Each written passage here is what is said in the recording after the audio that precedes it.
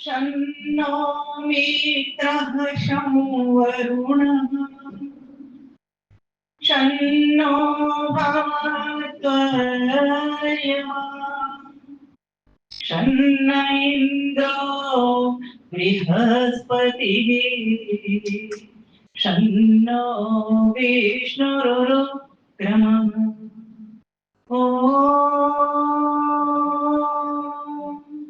नमो ब्रह्मणे नमस्ते वायो त्वमेव प्रत्यक्षं ब्रह्मास्मि त्वामेव प्रत्यक्षं ब्रह्म वदिष्यामि ऋतं वदिष्यामि सत्यं वदिष्यामि तन्मा भवतु तदवक्तारमवतु अवतु माम् अवतु वक्तारम् अवतु माम् अवतु वक्तारम् ॐ नमस्ते अस्तु आयते नमो अस्तु परायते नमस्ते प्राणतिष्ठति आसीनायोतते नमः आसीनायोतते नमः। आर्य समाज मालवी नगर का यह साप्ताहिक सत्संग बड़ी दिव्यता और भव्यता के साथ आप करते हैं। सर्वप्रथम नमन करना चाहूंगी यहाँ के पूज्य पुरोहित धर्माचार्य आचार्य आरक्षित शास्त्री जी का। दूसरा यहाँ के सम्माननीय अधिकारीगण, आदरणीय प्रधान जी, आदरणीय प्रधाना जी, आदरणीय मंत्री जी, आदरणीय मंत्रिणी जी, आदरणीय कोषाध्यक्ष जी, आदरणीय कोषाध्यक्षा जी एवं सभी मेरे अपने प्यारे भाइयों बहनों परिवार के जनों, सभी को मैं एक साथ हार्दिक नमन वंदन करती हूँ। आप इतनी श्रद्धा के साथ में यज्ञ करते हैं, वास्तव में आपको वंदन। प्यारे भाइयों बहनों, जैसा कि शास्त्री जी से मेरी बात हुई थी, उन्होंने कहा कि बहन जी मुक्ति का विषय लेना, तो बहुत अच्छी बात है, मुक्ति का विषय पर चर्चा कर लेते हैं। क्योंकि हम जिस आयु ग्रुप में हैं, है ना, सब 60+ है, ऊपर ही है, उससे नीचे मुझे नहीं कोई लग रहा कि मेरे के अलावा तो अब हमारा तो लक्ष्य यही है, क्योंकि हमने अपना ब्रह्मचर्य भी बढ़िया बना लिया, गृहस्थ भी बढ़िया बन गया हमारा, है ना। अब कुछ वानप्रस्थ वाले हैं, कुछ संन्यास वाले हैं। तो वानप्रस्थ वाले तो हमारे मुनिजन होते हैं, और जो संन्यास वाले होते हैं वो चारों तरफ परिव्राजक बन करके भ्रमण करते हैं, स्वयं के लाभ के साथ साधना ध्यान के साथ साथ औरों को भी वो लाभ पहुंचाते हैं। तो हम और आप उस कोटि में आ रहे हैं। मेरा पसंदी काल है, जाने वाली हूँ, अभी तो मुझे लगेंगे 5 साल वानप्रस्थ में जाने के लिए लेकिन आप शायद संन्यास की संधि पर चल रहे हो, वानप्रस्थ से संन्यास। तो प्यारे भाइयों बहनों, वास्तव में बहुत जरूरी है कि मनुष्य को अब तो अपने लक्ष्य का पता लग जाना चाहिए। गृहस्थ में हमें अपना लक्ष्य पता नहीं चल पाया, क्योंकि हमारा उस वक्त लक्ष्य क्या था, परिवार का भरण पोषण। जैसे ब्रह्मचर्य काल जो आता है वो किस लिए आता है, अपनी उन्नति के लिए आता है ना। व्यक्तिगत उन्नति करते हैं, विद्यालय में जाते हैं, वेद वेदांत की शिक्षा लेते हैं। लेकिन वही जो हमारा गृहस्थ काल आता है, उसमें क्या करते हैं हम गृहस्थ आश्रम में, अपने परिवार की उन्नति करते हैं, परिवार का भरण पोषण करते हैं, है ना। और फिर उसके बाद वानप्रस्थ जो काल होता है, वो परिवार का तो कर लिया, बहुत कर लिया, बेटे के बेटा भी हो गया, बेटी हो गई, या नाती पोते भी हमारे हो गए, पड़पोते भी हो गए। तब हमारा क्या कर्तव्य बनता है, स्वयं की साधना और अपनी साधना से जो मिला हुआ लाभ है उसको अन्यों तक पहुंचा देना, जिससे अपने कल्याण के साथ साथ अन्यों का भी कल्याण हो जाए। तब फिर लक्ष्य सामने आता है। वेदांत दर्शन में एक सूत्र आता है, बोलिए मेरे साथ, अथातो ब्रह्म जिज्ञासा। इसका अर्थ है हमें ब्रह्म जानने की इच्छा होती है, लेकिन कब होती है, कब होती है, जब हमें ये पता चल जाए कि संसार में हमने सब कुछ देख लिया, गृहस्थ का धर्म का जब हम पालन करते हैं तो सारे सुख दुख बहुत अच्छी तरीके से हमें समझ में आ जाते हैं। तब हमें लगता है कि संसार के जितने भी सुख हैं उन सभी में दुख मिले हुए हैं। वही महर्षि कपिल ने क्या कहा, अथ त्रिविध दुख अत्यंत निवृत्ति अत्यंत पुरुषार्थ। देखो हमारी बहन जी बैठी हैं, दर्शनों का काम कर रही हैं। तो मैं कहना चाह रही हूँ कि शास्त्र ने हमको क्या बताया, उन्होंने कहा कि जब तुम्हारी इस प्रकार की स्टेज आ गई है तो अब तो मेरे प्यारे बच्चों समझ जाओ, अब तक तुम्हारा भोग विलास में निकल गया, अब योग की ओर उन्मुख हो जाओ। तीनों दुखों से मुक्ति करने के लिए ही आप इस संसार में आए हो।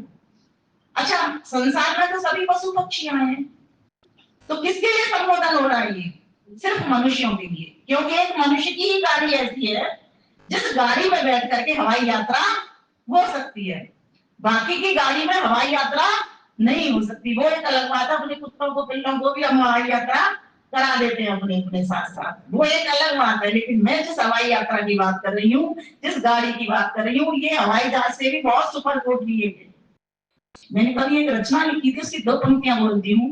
अभी जो तारतम्य चल रहा है मेरा, हे नर अब तो जन्म सुधा मिली तुझे ये सुंदर गाड़ी, करने को उद्धार। हे नर अब तो जन्म सुधा, ये गाड़ी है बड़ी निराली, मन पंखों से उड़ने वाली, मुक्त गगन में विचरण करती, इसके आगे फीकी है सब टाटा बिरला कार। रे नर अब तो जन्म सुधा, रे नर अब तो जन्म सुधा।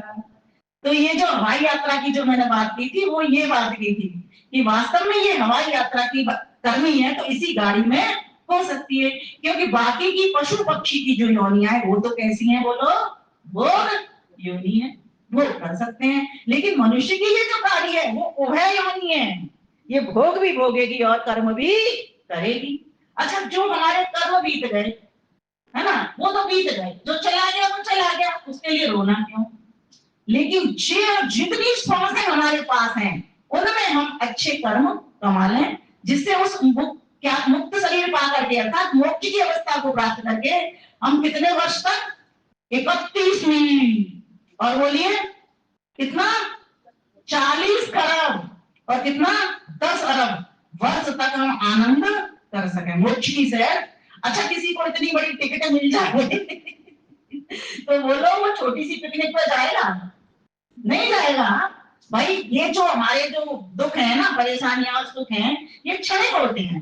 संसार के जितने भी सुख हैं वो क्षणिक हैं। जैसे सुनो, समझो इस बात को, भूख लग रही है ना, भोजन नहीं है, अभी दुखी हो रही हो, जैसे ही भोजन मिल जाता, सुख मिल जाता था, फिर लेकिन सुबह कर लिया, फिर शाम को भी तो भूख लगेगी। हर बार ऐसा ही होता रहेगा, भूख लगेगी, पेट भरोगे, फिर सुख मिलेगा, फिर दुख शुरू हो जाएगा, भूख लगेगी तो।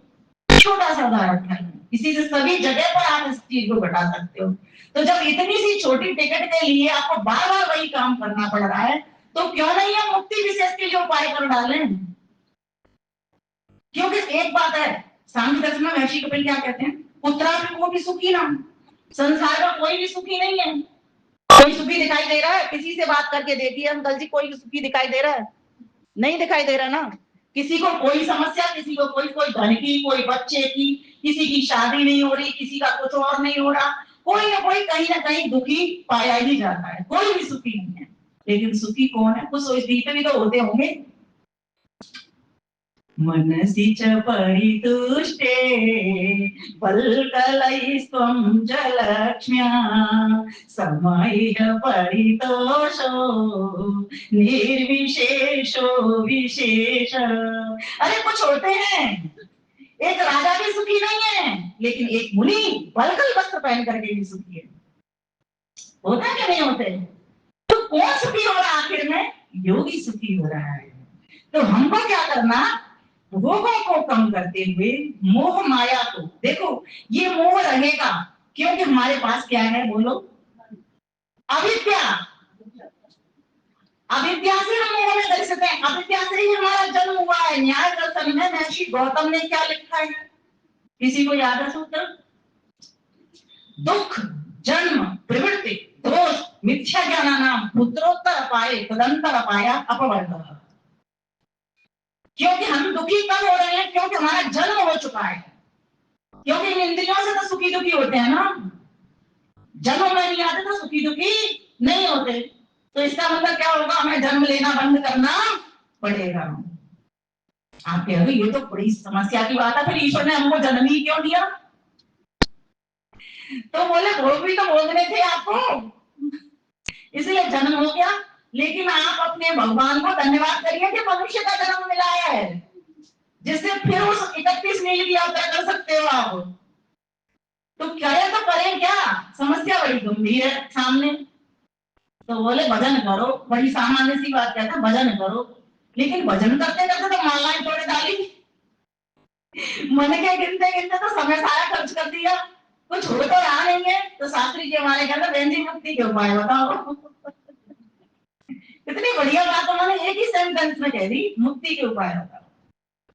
तो सत्यार्थ प्रकाश कितने लोग पढ़ते हैं? हाथ ऊपर करना। 1 2 3 4 इधर से 5। अध्याय 9 में क्या है?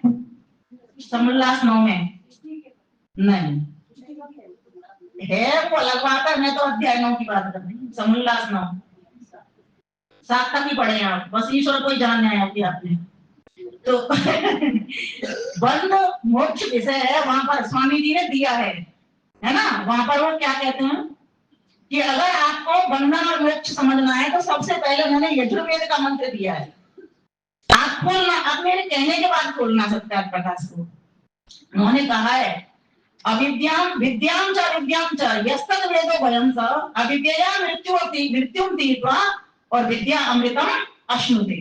उन्होंने ये मंत्र दिया है और इसकी व्याख्या में वो लिखते हैं कि विद्या को भी जानो अविद्या को भी जानो। लेकिन वहां पर विद्या और अविद्या का अर्थ वो दूसरे ढंग से करते हैं।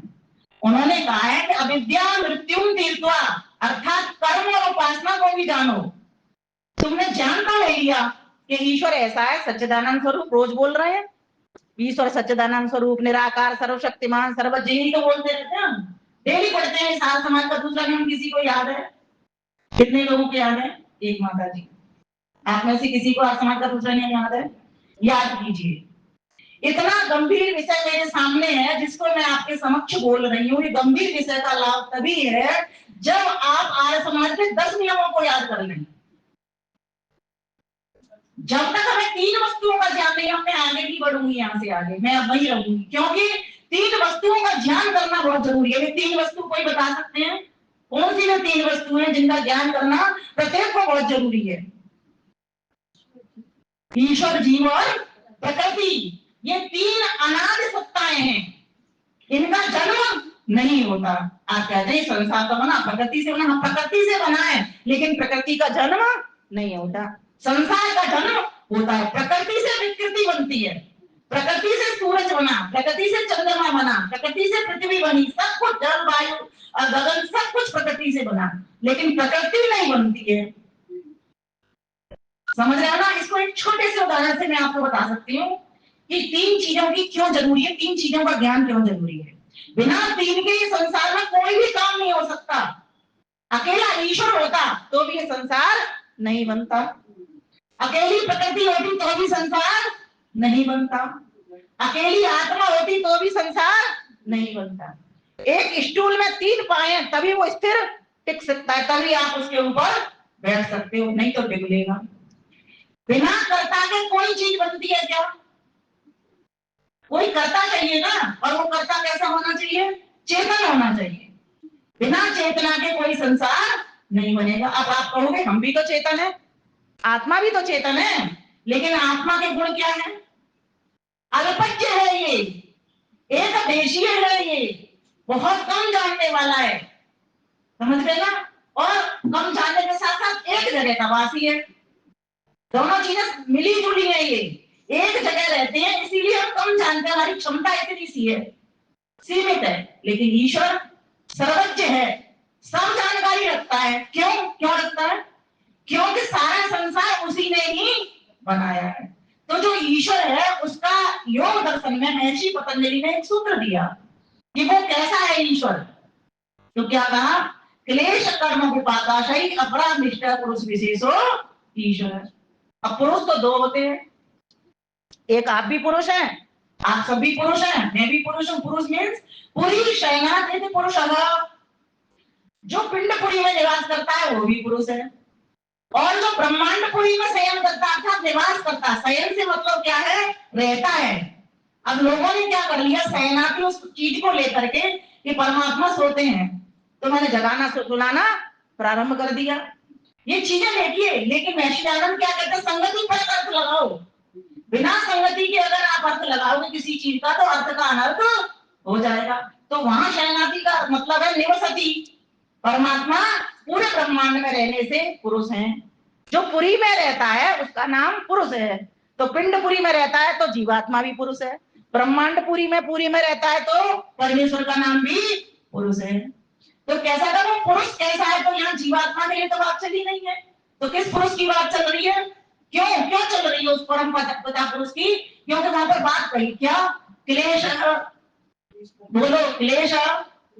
हमारे 5 क्लेश होते हैं, कौन कौन से होते हैं नोट कर लीजिए, अविद्या, अस्मिता, राग, द्वेष, अभिनिवेश। अविद्या क्या होती है, इसका एक सरल शब्द बोलती हूँ, सभी की पकड़ में आ जाएगा एकदम सरलता से। जो वस्तु जैसी है उसको वैसी नहीं मानना, उल्टा ज्ञान, मिथ्या ज्ञान। जैसे ये शरीर कैसा है, नश्वर है, एक दिन मिट जाने है, नहीं सुनो, ये कैसा है, नश्वर है, मिट जाने वाला है, लेकिन आत्मा अमर है, वो कभी मिटती नहीं है। क्योंकि कृष्ण ने भी क्या कहा गीता में, नैनं छिन्नन्ति शास्त्राणि नैनं दहति पावक न चैनं खेदयन्त्यापो न शोषयति मारुत।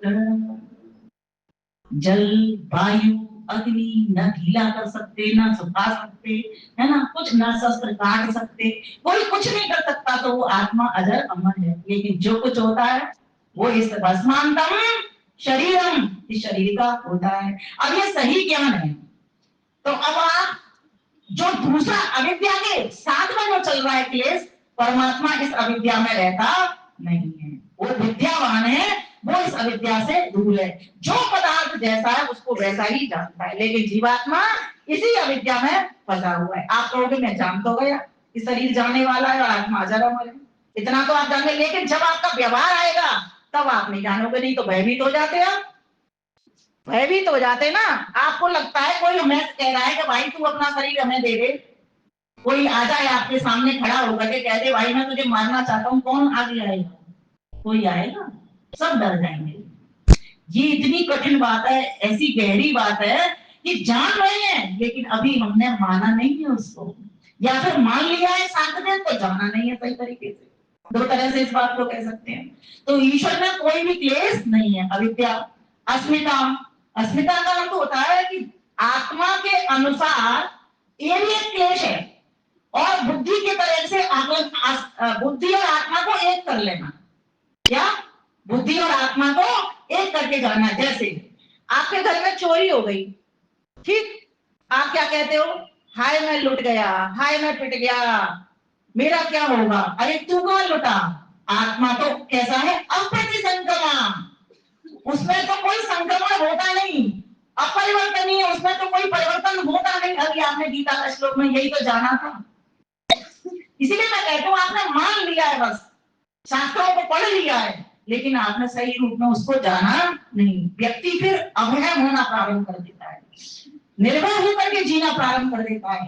अब धर्म की रक्षा के लिए चाहे कितने भी विघ्न उसके सामने आ जाए वो डरता नहीं है, चल पड़ता है। महर्षि दयानंद उदाहरण है साक्षात हमारे सामने, कितनी भी समस्या आई, कष्ट आई, परेशानियां आई, लेकिन वो पीछे गए, पीछे नहीं लौटे। क्यों, उन्होंने धर्म को, संस्कृति को जीवित रखना था, इसलिए वेदों की जान पूरी करके आए।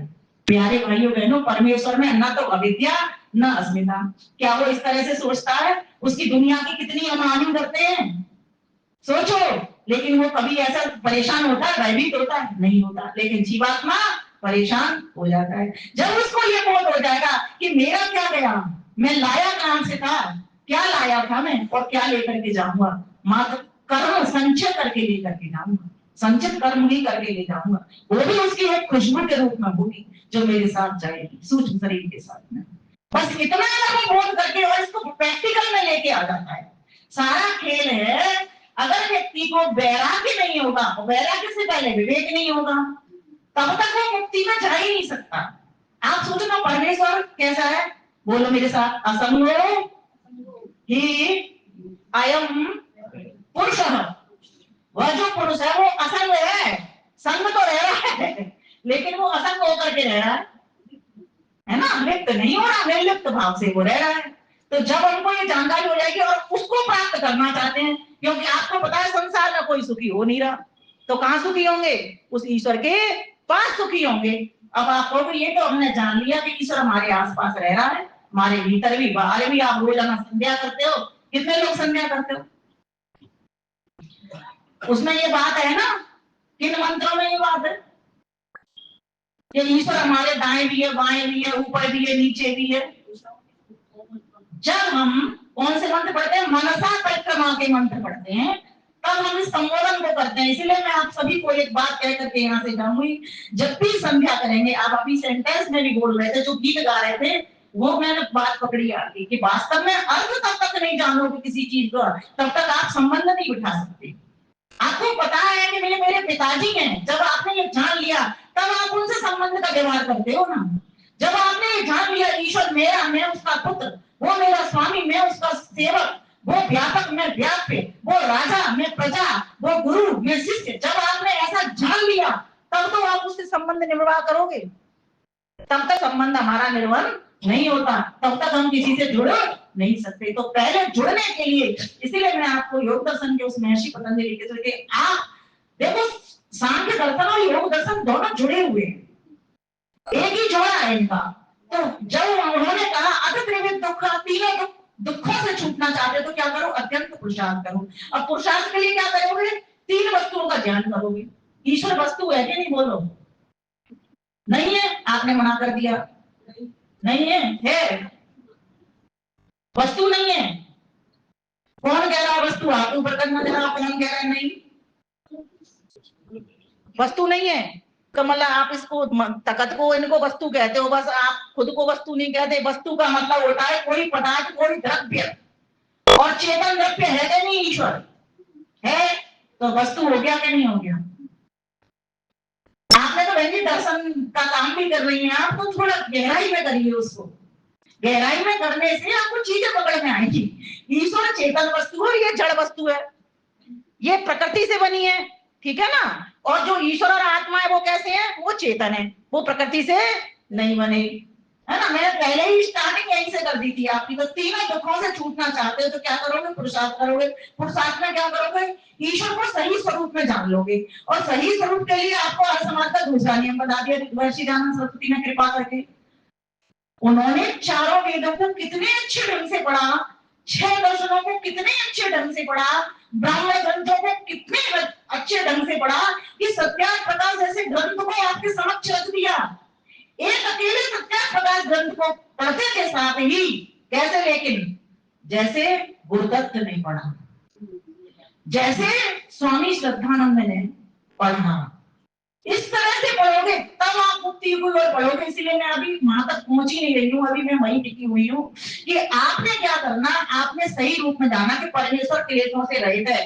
जब हम उसके आनंद को पाने चाहते हैं, हमने ये समझ लिया संसार में तो सुख और दुख, 4 प्रकार के दुख, प्रणाम, ताप, संस्कार, गुण, वृत्ति दुख, विरोधाच दुखम एवं सर्वम विवेकिना। 4 प्रकार के दुख यहाँ पर संसार में मिले हुए हैं। परिणाम दुख यहाँ है, ताप दुख यहाँ है, संस्कार दुख यहाँ है, और गुणों में बराबर सतोगुण, रजोगुण और तमोगुण, तीनों में हमारे में झगड़ा चलता रहता है। ये पूरा संसार प्रकृति से बना है, तो सतोगुण, रजोगुण, तमोगुण बसे पड़े हैं ना संसार में, तो हमारे भीतर भी है। जब हम अच्छा काम करते हैं, धर्म का काम करते हैं, तो हम सतोगुणी प्रवृत्ति को उभार लाते हैं, है ना। जब मनुष्य कार्य ऐसा काम करते हैं, कुछ धर्म भी कुछ अधर्म भी, तो रजोगुणी वृत्ति को, चंचल वृत्ति को उठा लाते हैं।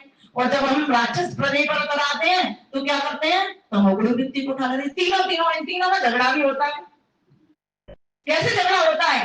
वही दुख है कि आप निर्णय नहीं कर पा रहे हो कि आखिर मुझे सतोगुण को ही पकड़ करके चलना है, तो मैं रजोगुण और तमोगुण की ओर ध्यान ही नहीं दूंगा, अवॉइड करके रखूंगा इनको, क्यों उठाऊंगा इन वृत्तियों को। ये सारी आपके भीतर है, क्योंकि आपका शरीर इन्हीं से निर्मित है, आपके मन बुद्धि इसी प्रकृति से बने हुए हैं, इसलिए आप निर्णय करने में भी डावाडोल हो जाते हो। लेकिन जब व्यक्ति ज्ञानी हो जाता है और साथ साथ योगी हो जाता है, तब फिर वो डावाडोल नहीं होता। इसलिए ईश्वर को जानो, इसको जानने के लिए महर्षि पतंजलि के सूत्र को कंठस्थ कर लीजिए कि उसमें न अविद्या है न अस्मिता है, क्योंकि अविद्या क्षेत्र पुत्रेषाम्, अविद्या ही सारी चीजों की जड़ है। इस जड़ पर वार कर दो, तभी तो महर्षि गौतम को कहना पड़ा क्या कि अगर आप इस अविद्या को खत्म करोगे तभी जाकर के आपका जन्म नहीं होगा, अन्यथा जन्म हो जाएगा। मैंने अभी सूत्र बोला था ना, दुख जन्म प्रवृत्ति दोष विद्या के नाम उत्तरोत्तर पाए निरंतर पाया अपवर्ग, कि अगर आप मुक्ति में जानते हो अपवर्ग, अपवर्ग क्या है? अपवर्ग का ही नाम मोक्ष है, अर्थात जहां पवर्ग नहीं है। पवर्ग क्या? बोलो, प फ, मेरे साथ बोलो, प फ ब भ और म। पवर्ग का मतलब होता है, आ का मतलब नहीं, पवर्ग मतलब पाप पुण्य नहीं का, अर्थात सकाम कर्म नहीं, फ अर्थात फल की कामना नहीं, ब अर्थात बंधन नहीं, बंधन है क्या मोक्ष में? नहीं। और प भ ब भ, कोई भय है क्या? भय नहीं।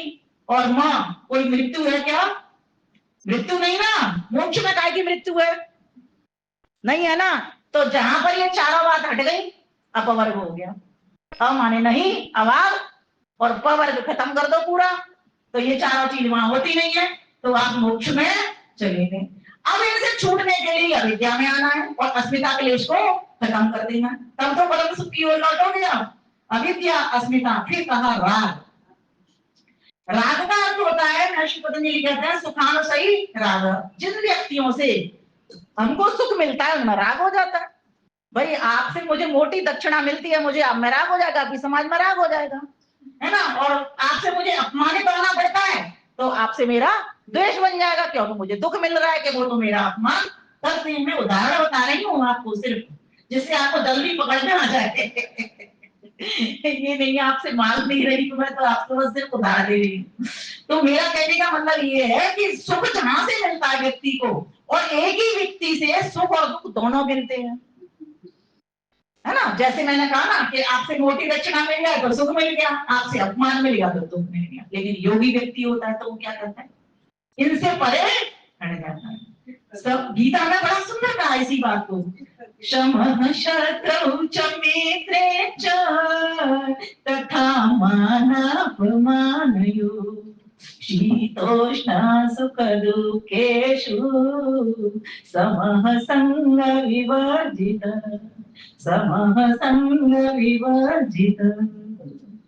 समः शत्रौ च मित्रे च, जिसको न शत्रु न मित्र, दोनों में परस्पर व्यवहार जानता है, वो किसी कोई उसका न शत्रु है न कोई मित्र है, न किसी से राग है न किसी से द्वेष है। समः शत्रौ च मित्रे च तथा मानापमानयोः, न कहीं मान है न सम्मान की चिंता, कि किसी ने अपमान कर दिया तो कोई बात नहीं, किसी ने सम्मान कर दिया तो कोई बात नहीं। और कहीं धूप मिल रही है या छांव मिल रही है, धूप में भी रहना आता है। एक तरह से अगर इस श्लोक को समझोगे तो ये कहना चाह रहा है कि तुम तपस्वी बनो। तो परमेश्वर बताइए तप रहा है कि नहीं तप रहा है? जब आप संध्या करते हो तो क्या कहा उस परमेश्वर ने, किस तरह से बात कही? रेतम च सत्यम च, परमेश्वर ने संसार को जब बनाया था तो क्या किया? जब जब बनाता है तो तप तपता है। क्या करता है वो? तपता है, तपता है, तो इसीलिए ये संसार बन जाता है। जो व्यक्ति तपता है, घड़ा जितना अधिक तपता है उतना ही उधर उसके ऊपर ओस की बूंदा आ जाती है, ऊपर छलक के आती है ना बूंदे। आप धूप में खड़े हो जाओ, कितना पसीना आ जाएगा। समझिए इस साइंस को, ये क्या साइंस है। तो कहा परमेश्वर क्या कर रहा है? तप कर रहा है। अगर हमारा जीवन भी तपस्वी होगा तब हम परम सुख की ओर बढ़ेंगे। तो सूत्र क्या था? अत्यंत पुरुषार्थ। अत्यंत पुरुषार्थ में सबसे पहले अविद्या पर बात करेंगे, फिर अस्मिता पर, क्लेश पर कि मैं अलग हूं, बुद्धि अलग है। बुद्धि मात्र साधन है और मैं साधक हूँ, और किसके लिए आई हूँ मैं यहाँ पर? उस सत्य परमेश्वर को प्राप्त करने के लिए मैं आया हूँ या आई हूँ। तो उसके लिए क्या करना पड़ेगा? मुझे साधन का पुरुषार्थ करना पड़ेगा। समझ गए ना? अब वे साधन क्या है? तो महर्षि दयानंद सरस्वती भी बहुत अच्छा कह देते हैं कि वे साधन है, पहला साधन है विवेक, ज्ञान, शुद्ध ज्ञान। और शुद्ध ज्ञान कहाँ से मिलेगा? बोलो, कहाँ से मिलेगा शुद्ध ज्ञान? वेद सब सत्य विद्यमान का पुस्तक है। अभी शास्त्री जी बोल रहे थे ना, वेद का पढ़ना पढ़ाना सुनना सुनाना सब आर्यों का परम धर्म है। धर्म नहीं का ऋषि दयानंद को पता था कि धर्म तो बहुत सारे होंगे, लेकिन परम धर्म कह दिया, ईश्वर का धर्म कह दिया। ईश्वर की छूट वाणी है वो, इसीलिए उसको परम धर्म कह दिया। तो कितनी सत्य बात है। तो क्या कहा कि परमेश्वर को अगर आप समझना चाहते हो तो अविद्या, अस्मिता, राग, द्वेष, इनसे छूटना पड़ेगा। अभिनिवेश, मैं यज्ञ करूंगी, करूंगा, जो कोई विघ्न आएंगे उनको मैं साफ करूंगा। अच्छा, ऋषि जो विश्वामित्र थे, राम जी को लेने, राम लखन को लेने के लिए आए थे। क्यों आए थे? यज्ञ की रक्षा के लिए लेके आए थे। यज्ञ का मतलब सिर्फ देव यज्ञ नहीं है, ये बहुत विस्तृत शब्द है। यज्ञ का मतलब परोपकार। इसलिए जो यज्ञ के भी अंग बताए तो देव पूजा, संगति कर और दान बताए। परमेश्वर यज्ञ कर रहा है सृष्टि को बना करके, चला करके, इसकी रक्षा करके। मेरा क्या कर्तव्य है? अगर मेरे पास परमेश्वर ने स्पेशल मन और बुद्धि दी है, बोलो दिए क्या नहीं स्पेशल मन बुद्धि सभी जीव जंतुओं से? कितनी बड़ी सुविधा दी है इसमें हमें, स्पेशल मन दिया। सोच सकते हैं कोई भी बंदर और बंदरिया गाजर तोड़ करके तो खा सकता है, लेकिन गाजर का हलवा बना करके नहीं खा सकता। अंतर समझ में आया? बंदर और बंदरिया गाजर तोड़ के तो खेतों में से खा सकते हैं, लेकिन गाजर का हलवा बना करके नहीं खा सकते। तो क्या मतलब निकला कि मनुष्य एक सर्वश्रेष्ठ प्राणी है, और इसके पास ये ताकत है कि परमपिता परमेश्वर के भीतर जो गुण कर्म स्वभाव है उनको अपने भीतर भर करके लाए। तो वो किसी से करता नहीं ईश्वर। तो क्या हम डरेंगे? अपनी समाज की रक्षा के लिए तन मन धन सबको छोड़ देंगे, लेकिन समाज पर आंच नहीं आने देंगे। लेकिन ऐसा अभी आर्यों में देखने को कुछ कम मिल रहा है। इतना भय हो गया है कि हमें अन्य संगठनों का सहारा लेना पड़ता है। मेरे सामने ही बहुत सारी ऐसी समाज जो टूटने के कगार पर आ गई। विधर्मी लोग जिनके भीतर घुसने वाले थे, लेकिन अनेक अनेक संगठनों के सहारे से वो काम हम कर पाए।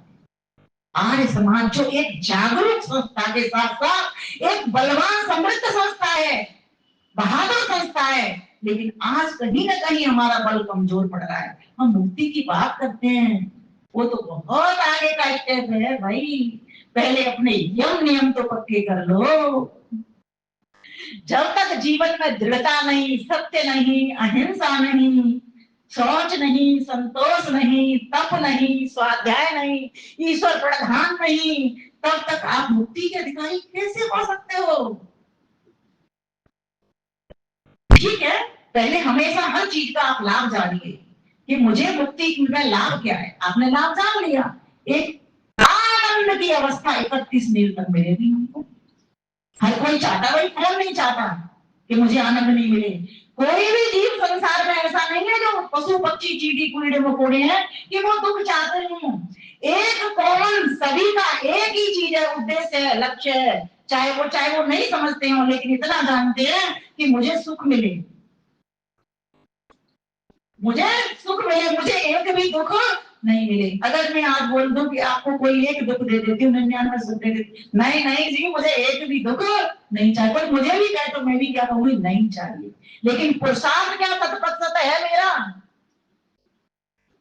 है? नहीं है। तो महर्षि कपिल क्या कह रहे हैं हमको? अगर आप तीनों दुखों से, तीन दुख कौन से? आध्यात्मिक, आदि भौतिक, आदि दैविक। आध्यात्मिक जो स्वयं के कारण से आते हैं, और मैं सच बताऊं महत्वपूर्ण क्या है, ये आध्यात्मिक दुख ही है। आप जिनको आज दैविक भी कहते हो, कहीं ना कहीं हम जिम्मेवार उसमें होते हैं। जिनको आप आज भौतिक भी कहते हो, कहीं ना कहीं हम जिम्मेवार होते हैं। तो कुछ लोगों को कहीं ये समझ नहीं होता, थोड़ा सा मैं संक्षेप कर देती हूँ। आध्यात्मिक का कारण, दुख का कारण होता है कि मेरे स्वयं के कारण, जैसे मेरी स्वयं की लापरवाही, मैंने उल्टा सीधा भोजन कर लिया और मुझे बुखार आ गया, समझ रहे हो ना, ये अपने कारण मिला हुआ एक सामान्य पदार्थ किया।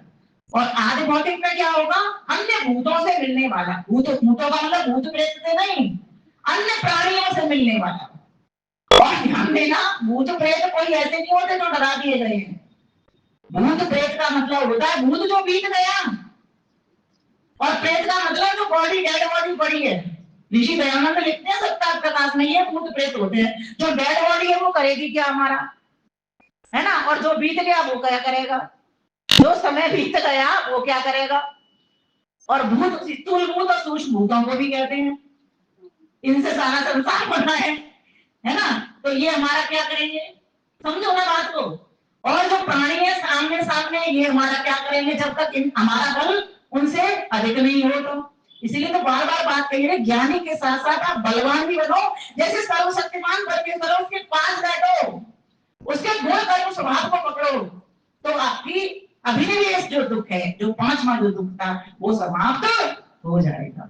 फिर जब वो भी समाप्त हो गया तो आपको क्या करना था, यही 5 क्लेश मुक्ति में जाने के लिए आपको समाप्त करने थे। पहली क्या कही मैंने, अविद्या। दूसरी क्या कही, बोलो मेरे साथ, अस्मिता। तीसरी क्या कही, राग। चौथा क्या कहा, द्वेष। और पांचवा अभिनिवेश।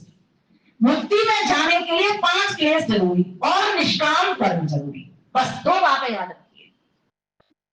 अभी हम कैसे कर्म कर रहे हैं, जो भी कर रहे हैं सकाम कर्म कर रहे हैं।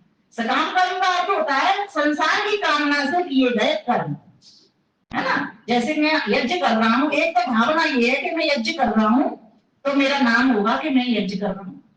एक भावना ये है कि मैं सभी प्राणियों के हित के लिए यज्ञ कर रहा हूँ। अंतर आ गया ना दोनों बातों में। सारा खेल भावना का है। कर्म आपका यज्ञ ही हो रहा है, इसका फल अच्छा ही मिलेगा। लेकिन अगर मुक्ति में जाने का कोई व्यक्ति अधिकारी होना चाहता है तो इस भावना से करे कि संसार में सबका भला हो। इसीलिए ऋषि दयानंद के बाद में जितने भी अनुयायी उनके हुए, उन्होंने क्या कहा, सर्वे भवन्तु सुखिनः सर्वे सन्तु निरामया सर्वे भद्राणि पश्यन्तु मा कश्चित् दुःखभाग् भवेत्। सबका भला करो भगवान, सब पर दया करो भगवान, सबको दो शास्त्रों का ज्ञान, सबका सब विधि हो कल्याण, सबको दो वेदों का ज्ञान, सबका सब विधि हो कल्याण। प्रत्येक को अपनी ही उन्नति से संतुष्ट नहीं रहना चाहिए। सब आपके अपने सामने लगा है, ये देखो ना 9वां नंबर। प्रत्येक को अपनी ही उन्नति से संतुष्ट न रहना चाहिए, किंतु सबकी उन्नति में अपनी उन्नति समझनी चाहिए। तो इसके लिए क्या करना पड़ेगा, ईश्वर क्या कर रहा है, क्या अपनी उन्नति कर रहा है, नहीं कर रहा है ना। और आप क्या चाहते हो, ईश्वर का सुख मिले, परमानंद मिले, 31 मील तक की मुझे यात्रा मिले। तो क्या करना पड़ेगा, सबकी उन्नति में अपनी उन्नति समझनी पड़ेगी। अब जब सबकी उन्नति में उन्नति समझोगे तो आपका यज्ञ हो गया। क्या हो गया, यज्ञ हो गया। क्योंकि परोपकार की भावना जब तक नहीं बैठती है, मेरा नाम हो, ध्यान से समझना, मेरा नाम हो, मेरे पंखे पे हो, मेरी बिल्डिंग पे हो, ये भावना क्या है, संसार की कामना। हंसने की बात नहीं है, आज मेरी आपकी सबकी एक ही स्थिति है। मैं अपने समाज में इतना काम कर रहा हूँ, ये मेरा अंदर का अहंकार है। समझ रहे हो ना बात को। हम उस वक्त ये भूल जाते हैं कि ऋषियों ने कितना हमारे लिए श्रम किया, हमारी संस्कृति को, धर्म को बचाने के लिए हमारे लिए श्रम किया। उन ऋषियों को नमन होते रहिए, पूरे समय नमन होते रहिए, तो आप कहीं अपने आप को नहीं पाओगे। अहंकार 1 मिनट में छूट जाएगा। इसीलिए कहा गया कि अगर आप चाहते हो मुक्ति के उपाय, तो सबसे पहले विवेक को लाइए। ईश्वर क्या, अब मैं कौन, मैं आत्मा। आत्मा के गुण होते हैं, बोलो, इच्छा, द्वेष, प्रयत्न, सुख, ज्ञानानि, आत्मनो तीव्रम, ये आत्मा के गुण होते हैं। इच्छा करना, आप कैसे पता लगाते हो कि ये जो आत्मा, मतलब हम लोग इच्छा कर रहे हैं तो पता लगता है हम आत्मा है। इसमें तो कोई इच्छा नहीं है दिमाग में, तो कि मुझे कोई पढ़े, इसमें इच्छा है क्या, माइक में कोई इच्छा है कि मैं बोले, कोई मेरी इच्छा है कि मैं माइक में बोलूं, इससे पता लग गया। बहुत जल्दी जल्दी बता रही हूँ आपको, शॉर्ट में, सरल शब्दों में। जो इच्छा सुख दुख, क्या बोला मैंने, इच्छा प्रयत्न, प्रयत्न आत्मा करेगी क्योंकि वो चेतन है। प्रयत्न कौन करता है? जिसमें इच्छा होती है वही प्रयत्न करता है। ये माइक प्रयत्न कर रहा है क्या बोलने का? नहीं कर रहा। मैं इससे इसके माध्यम से बोलने का प्रयत्न कर रही हूँ, तो मुझे पता लग गया कि मैं आत्मा हूँ। आप अपने आपको रोज रोज बताइए कि मैं आत्मा हूँ, मेरे भीतर इच्छा है, इसके भीतर इच्छा नहीं, जड़ वस्तुओं के भीतर इच्छा नहीं है। क्यों नहीं है? क्योंकि ये अज्ञे है। क्या है ये? अज्ञे है, जानकारी का अभाव है। क्यों? क्योंकि ये जड़ है। ऐसे रोज रोज विचार करना है आपको। एक दिन नहीं मैंने प्रवचन कर दिया, मैं चली गई, घर जाइए, मेरी बातों को लिखिए, समझ में नहीं आती तो दोबारा मुझे पूछिए। अब कहोगे कि भैया आपको तो दोबारा बुलाएंगे तो दक्षिणा देनी पड़ेगी, इसलिए अब तो नहीं बुलाएंगे। मत सोचना और मत देना, ये भी मैं कह के जा रही हूँ, लेकिन बुलाना जरूरी है, क्योंकि हम सभी एक ही कॉज के लिए लगे हुए हैं कि मेरा कल्याण हो तो तेरा भी कल्याण हो, समाज का भी कल्याण हो, देश का भी कल्याण हो। जब मेरा परिवार बनेगा तो मेरा समाज बनेगा, तो मेरा राष्ट्र भी बनेगा। और बताइए कौन नहीं चाहता समृद्धशाली राष्ट्र में रहने के लिए? सभी चाहते हैं। कौन नहीं चाहता मेरा परिवार समृद्ध हो, सुखी हो? सभी चाहते हैं। जब सभी चाहते हैं तो काम तो करना ही पड़ेगा। इसलिए ऋषि कपिल को कहना पड़ा अत्यंत पुरुषार्थ। अकेला पुरुषार्थ नहीं काम, बोले तो पूरे दुखों से अत्यंत दुख निवृत्ति, अत्यंत पूरे दुखों से छूटना चाहते हो तो क्या करोगे? अत्यंत पुरुषार्थ। एक भी पल को अपने को जाया मत करो, व्यर्थ मत करो। आपने यहां सुना, कोई भी बोल के जाते हैं विद्वान, एक बार सोचिए, विचार करिए, क्या मेरा अपना जीवन ऐसा गया? क्या मैं ईश्वर की समीपता कर पाया? क्या मैं ईश्वर के गुण कर्म स्वभाव को ले पाया? 24 घंटे ड्यूटी ऑन है ईश्वर की, एक मिनट छुट्टी नहीं है। छुट्टी होती तो रात नहीं होती तो हम सो नहीं पाते। 24 घंटा सीसीटीवी कैमरा ऑन है उसका, हर ओर से देख रहा है। बोलो कहां छुप के तुम काम करोगे? लोग कर्म स्वभाव को खींचो, 24 घंटे ड्यूटी दूंगा, ठीक है, मेरी सीमा है, उसकी सीमा नहीं है, वो असीम है, अनंत है। मेरी सीमा है, सीमा है तो सीमा में रहकर काम करूंगा, मर्यादा में रहकर काम करूंगा, उसमें कौन सी बात है? जितनी मेरी शक्ति है उसको बढ़ाने का प्रयास करूंगा, और जैसे जैसे मेरी शक्ति बढ़ती जाएगी वैसे वैसे मैं ज्यादा काम देता चला जाऊंगा। तो उसके लिए क्या करना पड़ेगा? तो 2 काम मैंने आपको बताए, 5 क्लेशों से छूटो। दूसरी बात क्या बताई? बोलो, निष्काम कर्म करो। क्या क्या बात कही मैंने? द्वारा बोली है, फिर आप भूल जाते हो। 5 क्लेश मैंने आपको बता दिया, और निष्काम कर्म बता दिया। निष्काम कर्म में क्या भावना रहेगी? देखो, जीवात्मा का स्वभाव क्या है? इच्छा करना। इच्छा तो रहेगी रहेगी, जब स्वभाव में है तो रहेगी, क्योंकि निमित्त से नहीं मिली इच्छा। जी देखो, छूटने किससे है? तो निमित्त से मिलती है। जैसे विद्या और अविद्या ये नित्य से नैमित्त से मिलती है हमको, लेकिन अब स्वभाव में क्या है? इच्छा। तो हमें कौन सी इच्छा करनी चाहिए? बोलो, मोक्ष की इच्छा, परोपकार की इच्छा करनी चाहिए ना, जिससे मोक्ष मिलता है। तो निष्काम कर्म करने की इच्छा नहीं चाहिए हमको। तो अब आप देखते जाइए, जो भी काम कर रहे हो अपने आप को चेक करते जाइए बार बार कि क्या मैं इसमें अपनी कामना कर रहा हूँ संसार की, या मोक्ष की कामना कर रहा हूँ। बार बार विचार करते जाइए अपना, तो आप स्वयं को ही अपने आप को पीटते हुए पाओगे। जैसे मुझे लगता है कई बार कि अरे इसमें तो कामना आ गई संसार की, भाई ठीक नहीं है ये, आगे बढ़ो आगे बढ़ो, कुछ करो कुछ करो, अपने आप को चेताओ, बार बार चेताओ। हमें बार बार अग्नि में झुलसना पड़ता है। कौन सी अग्नि में? ज्ञानाग्नि में बार बार करना पड़ता है। ये दर्शनों का पढ़ने का, ये वेदों का पढ़ने का लाभ ही तभी है जब इसको अपने जीवन में हम रखते हैं। इसलिए ऋषि दयानंद ने जो मंत्र बताया था वेदों का, आपको यजुर्वेद का, कि क्या कहा था कि आप अगर चाहते हो संसार सागर को पार करना तो कैसे करोगे? शुद्ध कर्म और शुद्ध भक्ति के द्वारा करोगे। ज्ञान विज्ञान तो आज ज्ञानी विद्वान बहुत बड़े बड़े हैं, लेकिन कर्म क्या वो कर पा रहे हैं ज्ञान के आधार पर? मुझे पता है मेरे पड़ोस बीमार पड़ा हुआ है, अभाव में पड़ा हुआ है, अज्ञान में पड़ा हुआ है, क्या मैं वहां जाकर के ज्ञान दे पा रहा हूँ? आज ज्ञान भी मुझे जो लगते हैं वो आर्य समाज में ही चलते रहते हैं, वो भी कहीं ऐसी जगह पे नहीं कर पा रहे। हमारे पुरुषार्थ में कमी है बहन जी। मुक्ति की बात हम तब करेंगे, जीवन मुक्त होने के लिए बहुत बड़ा हमें पुरुषार्थ लगाना पड़ेगा। साधना में क्या 1-1 घंटे हम बैठते हैं, क्या हम समय से उठते हैं, समय से जागते हैं? क्या हम जो भी काम करते हैं ईश्वर प्रधानमत होकर के करते हैं? ईश्वर को समर्पित भाव से करते हैं? ईश्वर को समर्पित भाव से करना ही निष्काम कर रहे हैं। यजुर्वेद ने क्या कहा 40 अध्याय में, किसी को पता है? कुर्वन्नेवेहि कर्माणि जिजीविषेच्छतं समा एवं त्वयिनान्यथेतोऽस्ति ते कर्म लिप्यते नरे। किन कर्मों की बात हो रही है? निष्काम कर्मों की बात हो रही है, जिससे कि हम निर्लिप्त भाव से रह सकें। 100 वर्ष तक व्यक्ति को जीने की इच्छा करनी चाहिए, लेकिन कौन से कर्म करते हुए? निष्काम कर्म करते हुए, तभी वो कर्म आपको बंधन में बांधेंगे नहीं। हमारा दूसरा जन्म बार बार क्यों हो जाता है? इसलिए तो हो जाता है, हम बंधन में पड़ जाते हैं। और निष्काम करेंगे तो जन्म होगा नहीं, जन्म होगा नहीं तो दुख होगा नहीं, दुख होगा नहीं तो राग द्वेष होंगे नहीं, राग द्वेष होंगे नहीं तो फिर अविद्या तो पहले ही खत्म है। उत्तरोत्तर पाए, यही तो उपाय है उत्तरोत्तर करने का, तब हम मुक्ति में पहुंच पाएंगे।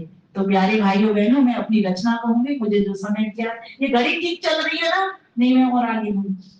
आइए मैं अपनी रचना एक सुनाती हूँ आपको। जिस ऋषि दयानंद ने हमारे लिए इतना श्रम किया, उस ऋषि दयानंद को कुछ श्रद्धा सुमन देने का तो मन करता ही है बार बार। ऋषि दयानंद के चरणों में शत शत बार नमन, शत शत बार नमन, हमारा खिले आर्य उपवन, हमारा खिले आर्य उपवन। बोलो, ऋषि दयानंद के चरणों में शत शत बार नमन, शत शत बार नमन, हमारा खिले आर्य उपवन, हमारा खिले आर्य उपवन। कैसे खिलेगा? वेद सुधारस पान करेंगे, वेद सुधारस पान करेंगे, यज्ञों से हर घर को भरेंगे, यज्ञों से हर घर को भरेंगे।